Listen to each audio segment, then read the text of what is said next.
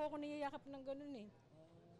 Pero yung yakap niya po parang iba na po eh.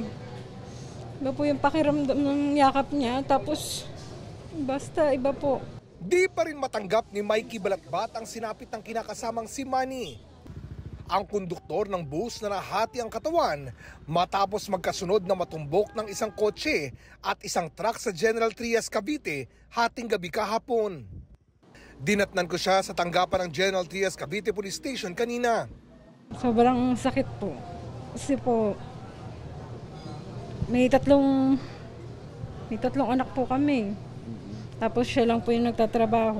Karumal-dumal po, tapos hindi niya po deserve yun eh. Sana mabigyan po ng stisya yung pagkawala niya po. Ayon sa kasamahan ng biktima, paggarahe na sila nang mangyari ang aksidente. Sakto kasi yung pagbaba niya, papasok na ako sa garahe, biglang may sumulpot na kotse. Mabilis ang takbo eh, pag-iwang-giwang pa. Pagkabundol kay Manny ng kotse, tumalsik siya sa ibang lane kung saan naman siya nasagasaan ng dump truck. Mabuti na lang mayroong police movie na nakabuntot pala sa amin. Kaya pinahabol ko yung nakabangkay na kotse. Sa ngayon ay naaresto na pareho ang mga driver ng kotse truck na nakadisgrasya sa biktima.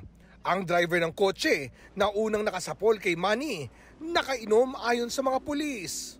As a result also ng medical examination ng driver ng kotse, nakainom po siya, intoxicated.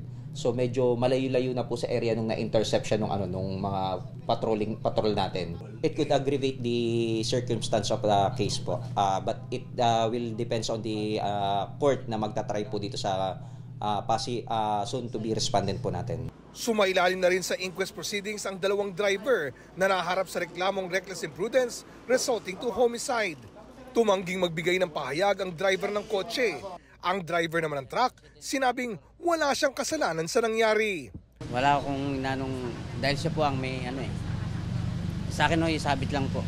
Para sa GMA Integrated News, Oscar Oida, nakatutok, 24 oras.